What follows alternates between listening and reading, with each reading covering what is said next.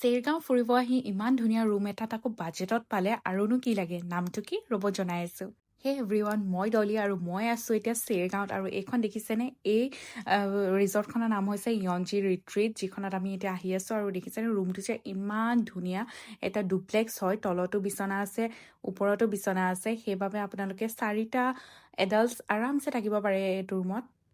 আৰু লগতে এটা ধুনীয়া বেলকনিও এটেচড আছে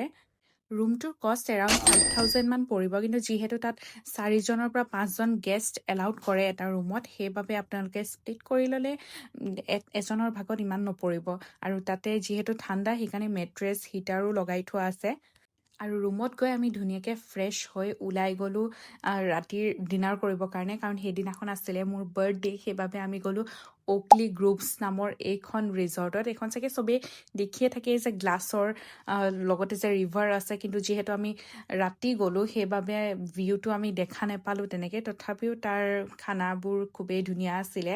আৰু এম্বিয়েন্সটো খুব ধুনীয়া তাতে আপোনালোকে গৈ ধুনীয়াকৈ ডিনাৰ চিনাৰ কৰিব পাৰি আৰু খানাটো যে এইটো আছিলে গাৰ্লিক চিকেন আৰু মই গাৰ্লিক চিকেনৰ টেষ্টটো যে মোৰ এতিয়াও মনত আছে ইমান টেষ্টি আছিলে তাতে আমি ডিনাৰ কৰিলোঁ আৰু এটা কথা দেই আপোনালোকে যদি এইখনলৈ যায় দিনতে যাব কাৰণ ৰাতি গ'লে একদম ভিউটো দেখা নাপায় সেইকাৰণে আমাৰ ভুল হৈ গ'ল তথাপিও কি কৰিব উপায় নাই আৰু